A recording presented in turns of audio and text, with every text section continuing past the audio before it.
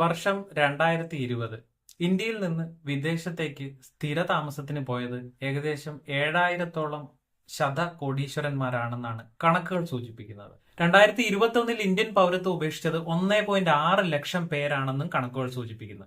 വിദഗ്ധരായിട്ടുള്ള യുവത മറ്റു രാജ്യങ്ങളിലേക്ക് കുടിയേറുന്നത് രാജ്യത്തിന് ഒരു തരത്തിൽ അല്ലെങ്കിൽ മറ്റൊരു തരത്തിൽ വെല്ലുവിളിയാകുന്ന ഘടകമാണെന്ന് സമ്മതിക്കേണ്ട ഒരു വസ്തുത തന്നെയാണ്. എന്തുകൊണ്ടാണ് ഇന്ത്യൻ യുവത്വം രാജ്യം വിടുന്നത്? നമ്മുടെ സമ്പന്നർ വിദേശവാസം തിരഞ്ഞെടുക്കുന്നത് എന്തിനു വേണ്ടിയിട്ടാണ്?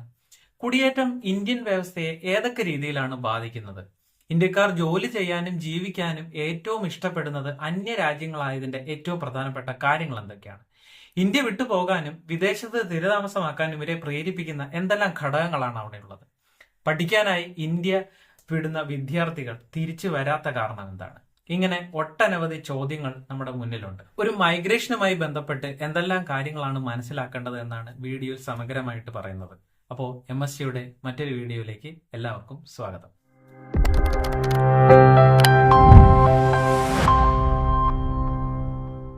എല്ലാ രാജ്യങ്ങളിലേക്കും പല കാലഘട്ടങ്ങളിലായിട്ട് പലതരത്തിലുള്ള കുടിയേറ്റങ്ങൾ നടന്നിട്ടുള്ളതായിട്ട് നമുക്ക് എല്ലാവർക്കും അറിയാം.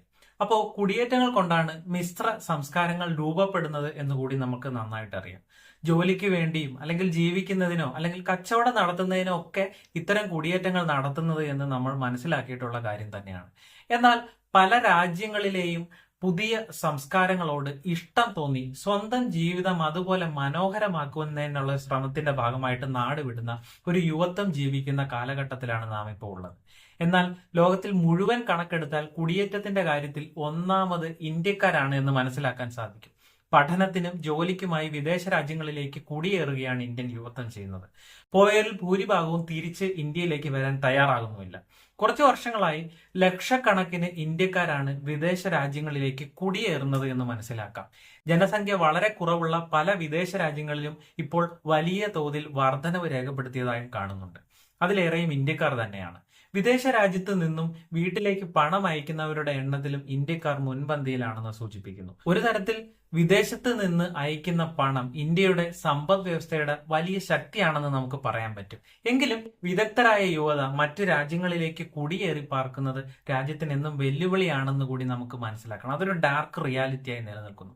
2005 ഇന്ത്യൻ കുടിയേറ്റക്കാരുടെ എണ്ണത്തിൽ 3-ാം സ്ഥാനത്തായിരുന്നു. US ആയിരുന്നു അപ്പോൾ 1-ാം സ്ഥാനത്ത് നിന്നിരുന്നത്.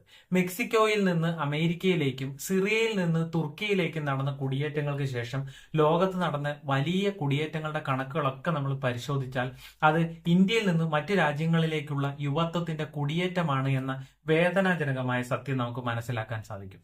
25 ലക്ഷം ഇന്ത്യക്കാർ സൗദിയിൽ ജോലി ചെയ്യുന്നുണ്ടെന്നാണ് 2020 വരെയുള്ള കണക്ക്. അമേരിക്ക, UK, സൗദി എന്നീ രാജ്യങ്ങളിലേക്ക് കുടിയേറ്റം കഴിഞ്ഞ 30 വർഷത്തിനിടെ വലിയ അളവിൽ കൂടിയെന്നും പറയുന്നു. വെറുതെ കുടിയേറ്റത്തിന്റെ കണക്കുകൾ മാത്രം നിരത്തിയിട്ട് കാര്യമില്ല.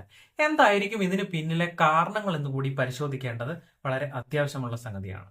സാങ്കേതിക വിദ്യയുടെ ഫലപ്രദമായ ഉപയോഗം അമേരിക്ക പോലെയുള്ള വൻകിട രാജ്യങ്ങൾ നടപ്പിലാക്കിയപ്പോൾ അവിടുത്തെ എല്ലാ പുത്തൻ തൊഴിൽ സാധ്യതകൾ കൂടുതലായിട്ട് രൂപപ്പെട്ടത് കണ്ടു. അഭ്യസ്തവിദ്യരായ ചുറുചുറുക്കുള്ള ഇംഗ്ലീഷ് സംസാരിക്കുന്ന ചെറുപ്പക്കാരെ രാജ്യം സ്വാഗതം ചെയ്തതോടെ ഇന്ത്യൻ യുവത്വം അമേരിക്ക പോലെയുള്ള രാജ്യങ്ങളിലേക്ക് കൂടുതൽ ആകർഷകരാകുന്ന കാഴ്ചകൾ കണ്ടു. ഇത്തരം രാജ്യങ്ങളിൽ ജോലി ചെയ്യാൻ ലഭിക്കുന്ന ഇന്ത്യക്കാർ അവർക്ക് ഉയർന്ന വേതനവും ഇന്ത്യക്കാരെ വളരെയധികം ആകർഷകരാക്കിയിട്ടുണ്ടെന്ന് പറയാം. വിദേശ രാജ്യങ്ങളിൽ ജോലി ചെയ്യുന്നതിനും അവിടെ സ്ഥിരതാമസമാക്കുന്നതിനുള്ള എളുപ്പമാർഗമായി യുവത്വം അത്തരം രാജ്യങ്ങളിൽ പഠിക്കുക എന്നൊരു മാർഗത്തിലേക്ക് എത്തി. അവിടെ പോയി പഠിച്ച് ഇന്ത്യയിലെത്തിയാൽ കാര്യമായ ജോലികളൊന്നും കിട്ടാനുമില്ലതാനും. അതിനാൽ പഠനത്തിനായി പോകുന്ന 90% പേരും തിരിച്ച് വരുന്നില്ല എന്നൊരു സിറ്റുവേഷൻ ഉണ്ട്. ഓരോ വർഷവും വിദേശത്തേക്ക് പോകുന്നവരുടെ എണ്ണം അതുകൊണ്ട് തന്നെ കൂടുതലായി കാണുന്നു. അപ്പോൾ ഇതിനു വേണ്ടിയിട്ട് ഏകദേശം 6 ലക്ഷം വിദ്യാർത്ഥികളാണ് കേരളത്തിൽ നിന്ന് മാത്രമായിട്ട് ഓരോ വർഷവും പരീക്ഷ എഴുതുന്നതെന്ന് മനസ്സിലാക്കാം. 10ാം ക്ലാസ് കഴിയുമ്പോൾ മുതൽ വിദേശ പഠനങ്ങൾക്കുള്ള സാധ്യതകളെ പറ്റിയും ഇത്തരം മൈഗ്രേഷനുകളെ പറ്റിയുമൊക്കെയാണ് ആൾക്കാർ കൂടുതൽ അന്വേഷിക്കുന്നത് എന്ന് കാണാൻ സാധിക്കും. കുട്ടികൾ തങ്ങളുടെ ചെറുപ്രായത്തിൽ തന്നെ വിദേശത്ത് പോയി പഠിക്കണമെന്നും അവിടെ നല്ലൊരു ജോലിയൊക്കെ നേടി സെറ്റിൽ ചെയ്യണമെന്നും ആഗ്രഹിക്കുന്ന കൂട്ടത്തിലാണ്. തൊഴിലധിഷ്ഠിത വിദ്യാഭ്യാസം വിദേശ രാജ്യങ്ങളിൽ നിർബന്ധിതമാണ് എന്നൊരു ഘട്ടമുണ്ട്. ആഴ്ചയിൽ 2 ദിവസം പഠനവും ബാക്കി ദിവസങ്ങളിൽ പാർട്ട് ടൈം ജോലിയുമാണ് അവിടെ സാധാരണ ഉള്ളത്. അവിടെ എത്തിച്ചേരാനുള്ള ബുദ്ധിമുട്ട് മാത്രമാണ് വിദ്യാർത്ഥികൾക്ക് ഇപ്പോൾ ഒരു കൺസേൺഡ് സബ്ജക്ട്. എന്നതിനാൽ ഇപ്പോൾ ജീവിതത്തിൽ സേഫ് ആക്കാനുള്ള ഒരു സിറ്റുവേഷൻ ആണ് ഉള്ളത് എന്നുണ്ടെങ്കിൽ അവർ ഏറ്റവും ആദ്യം ചൂസ് ചെയ്യുന്നത് വിദേശത്ത് പോക്ക് തന്നെയാണ് എന്ന് പറയാൻ സാധിക്കും. സോ അതുകൊണ്ട് തന്നെ വിദേശത്ത് എത്തിക്കഴിഞ്ഞാൽ അവരുടെ ജീവിതം സേഫ് ആണ് എന്ന് അവർ വിശ്വസിക്കുന്നു. വിദേശങ്ങളിലേക്ക് പഠനത്തിനായി പോകുന്ന 99% കുട്ടികളും തിരിച്ചു വരാൻ ഇഷ്ടപ്പെടുന്നില്ല എന്നുള്ളതാണ്. കാരണം UK, കാനഡ പോലുള്ള രാജ്യങ്ങളിൽ അത്രത്തോളം സൗകര്യവും പിന്തുണയും ഒക്കെയാണ് അവർക്ക് ലഭിക്കുന്നത് എന്ന് മുൻപ് അവിടെ എത്തിയിട്ടുള്ള ആൾക്കാരുടെ ജീവിത നിലവാരങ്ങളെ പറ്റി മനസ്സിലാക്കുമ്പോൾ നമുക്ക് ഊഹിക്കാവുന്ന കാര്യമാണ്. ഉന്നത നിലവാരത്തിലുള്ള വിദ്യാഭ്യാസം, മാതാപിതാക്കളെ ആശ്രയിക്കാതെ പഠിക്കുന്നതിന് വേണ്ടിയിട്ടുള്ള ഒരു സാഹചര്യം, അതേപോലെ വ്യക്തി സ്വാതന്ത്ര്യം, ഇഷ്ടമുള്ള തൊഴിൽ ചെയ്യാനുള്ള സ്വാതന്ത്ര്യം, ഇങ്ങനെ അനുകൂലമായിട്ടുള്ള ധാരാളം സാഹചര്യങ്ങൾ വേണ്ടുവോളം ഉള്ളത് എന്നുള്ളത് കൊണ്ട് തന്നെയാണ് ചെറുപ്പക്കാരെ വിദേശത്തേക്ക് പോകാൻ കൂടുതൽ പ്രേരിപ്പിക്കുന്നത്. ജനസംഖ്യ വളരെ കുറവാണ്. കാനഡ പോലെയുള്ള വലിയ രാജ്യങ്ങൾ ചെറുപ്പക്കാർക്ക് വലിയ വലിയ ഓഫറുകളൊക്കെ നൽകിയാണ് അവിടേക്ക് അവരെ കൂടുതലായിട്ട് ആകർഷിക്കുന്നത് എന്നതും വസ്തുതയാണ്. ഇന്ത്യക്കാർക്ക് പോകാൻ ഇഷ്ടപ്പെടുന്ന കാനഡ, UK, ജർമ്മനി തുടങ്ങിയ രാജ്യങ്ങൾ വിദേശത്ത് നിന്നുള്ള ചെറുപ്പക്കാരെ വലിയ തോതിൽ സ്വാഗതം ചെയ്യാനുള്ള ഒരു പ്രധാന കാരണം അവിടുത്തെ ജനസംഖ്യയിലുള്ള ഒരു കുറവ് തന്നെയാണ് എന്ന് കൂടി കാണാം. അവർ കുടിയേറ്റത്തെ ഒരു ബിസിനസ് കണ്ണിലൂടെ കൂടി കാണുന്നുണ്ട് എന്ന് മനസ്സിലാക്കേണ്ടതുണ്ട്. ചെറുപ്പക്കാരുടെ എണ്ണം വലിയ തോതിൽ കുറവാണ് അത്തരം രാജ്യങ്ങളിൽ. മറ്റു രാജ്യങ്ങളിൽ നിന്നുള്ള ചെറുപ്പക്കാർ പഠിക്കുന്നതിനും അതേപോലെ ജോലി ചെയ്യുന്നതിനും ഒക്കെ എത്തുമ്പോൾ സർവകലാശാലകളിൽ കൃത്യമായിട്ടുള്ള ഫീസുകൾ കിട്ടുന്നു. രാജ്യത്തിന് ആവശ്യമായിട്ടുള്ള ജോലികൾക്കെല്ലാം കൃത്യമായിട്ടുള്ള മാൻ പവർ ലഭ്യമാകുന്നു. അപ്പോൾ ഇങ്ങനെയുള്ള കാരണങ്ങളെല്ലാം കൊണ്ട് തന്നെ ഇത്തരം രാജ്യങ്ങളിലേക്ക് ആളുകൾ എത്താൻ വലിയ തോതിൽ കാരണമാകുന്നുണ്ട്. വിദ്യാസമ്പന്നരായിട്ടുള്ള കഴിവുള്ള ചെറുപ്പക്കാർ ഏറെയുള്ള രാജ്യമാണ് ഇന്ത്യ. ബിരുദമൊക്കെ പൂർത്തിയായി കഴിഞ്ഞ 5 പേരിൽ ഒരാൾക്ക് ജോലി ലഭിക്കാത്തൊരവസ്ഥ ഇവിടെ ഉണ്ട് എന്ന് centre for monitoring Indian economy 2021 ഇറക്കിയ റിപ്പോർട്ടുകളിലൊക്കെ സൂചിപ്പിക്കുന്നുണ്ട്. 2018 കണക്കുകൾ പ്രകാരം രാജ്യത്തെ 13.2% അഭ്യസ്തവിദ്യരായ ചെറുപ്പക്കാർക്ക് ജോലിയില്ല എന്നുള്ളതാണ്. 2017 12.7% തൊഴിൽ രഹിതരുണ്ട് എന്നും സൂചിപ്പിക്കുന്നു. അപ്പോ ഇതുപോലെയുള്ള കണക്കുകളൊക്കെ കാണുമ്പോൾ ഇതിന്റെ കാരണം ഏറെക്കുറെ നമുക്ക് മനസ്സിലാക്കിയെടുക്കാൻ തന്നെ സാധിക്കുന്നതാണ്. ഇന്ത്യയിലെ ജോലി സമയവും ചെറുപ്പക്കാരെ വളരെ രീതിയിൽ അസ്വസ്ഥരാക്കുന്നുണ്ട് എന്നുള്ളതാണ്. വിദേശത്ത് തൊഴിൽ സമയവും സംസ്കാരവും മികച്ചതാണെന്നുള്ള ചിന്തയും അവരെ പുറം രാജ്യങ്ങളിലേക്ക് കൂടുതലായിട്ട് ആകർഷിക്കുന്ന അവസ്ഥയാണ്. ഇന്ത്യയിൽ കൂടുതൽ സമയം ജോലി ചെയ്ത് കുറഞ്ഞ ശമ്പളം ലഭിക്കുമ്പോൾ വിദേശത്തെ ജോലി സമയം വളരെ കുറവും അതിൽ കൂടുതൽ സമ്പാദിക്കാൻ പറ്റുമെന്നത് അവരൊരു പ്രധാന നേട്ടമായി കാണുന്നു. വിദേശ രാജ്യങ്ങളിലൊക്കെ ജോലി ചെയ്യുമ്പോൾ കുടുംബത്തോടൊപ്പം അവിടെ കൂടുതൽ സമയം ചെലവഴിക്കാൻ സാധിക്കുമെന്നത് വലിയൊരു നേട്ടമായിട്ടാണ് അവർ കാണുന്നത്. രാജ്യത്തെ വിദഗ്ധരുടെ പലായനം ഇന്ത്യക്ക് വലിയ തിരിച്ചടി ഉണ്ടാകുമെന്ന വിലയിരുത്തലുകൾ ഉണ്ടെങ്കിലും കുടിയേറ്റത്തിന് ചില നല്ല വശങ്ങൾ കൂടി ഉണ്ടെന്ന് കൂടി മനസ്സിലാക്കുക. വിദേശത്ത് താമസമാക്കിയവർ ഇന്ത്യയിലേക്ക് അയക്കുന്ന പണവും ഇന്ത്യയിലെ ബാങ്കുകളിൽ അവർ നിക്ഷേപിച്ചിട്ടുള്ള പണവും ഇന്ത്യൻ സമ്പദ് വ്യവസ്ഥയെ പിടിച്ചു നിർത്തുന്നതിൽ വലിയ പങ്ക് വഹിക്കുന്നുണ്ട് എന്നത് കൂടി ചേർത്ത് വായിക്കുക. UN-ന്റെ 2020 വരെയുള്ള കണക്കുകൾ പ്രകാരം India, China, Mexico, Philippines, Egypt തുടങ്ങിയ രാജ്യങ്ങളിലേക്കാണ് ഏറ്റവും കൂടുതലായിട്ടുള്ള വിദേശ പണം എത്തുന്നത് എന്ന് കാണാം. മറ്റു രാജ്യങ്ങളെക്കാൾ ബഹുദൂരം മുന്നിലാണ് ഈ കാര്യത്തിൽ ഇന്ത്യയുടെ സ്ഥാനമെന്ന് കൂടി മനസ്സിലാക്കാൻ സാധിക്കും. ഇതൊക്കെ യുവാക്കളുടെ കാര്യമാണെന്ന് വേണമെങ്കിൽ ചിന്തിക്കാം. എന്നാൽ എന്തുകൊണ്ടാണ് സമ്പന്ന രാജ്യം വിടുന്നത് എന്നൊരു പ്രസക്തമായ ചോദ്യം അപ്പോഴും അവിടെ നിലനിൽക്കുന്നുണ്ട്.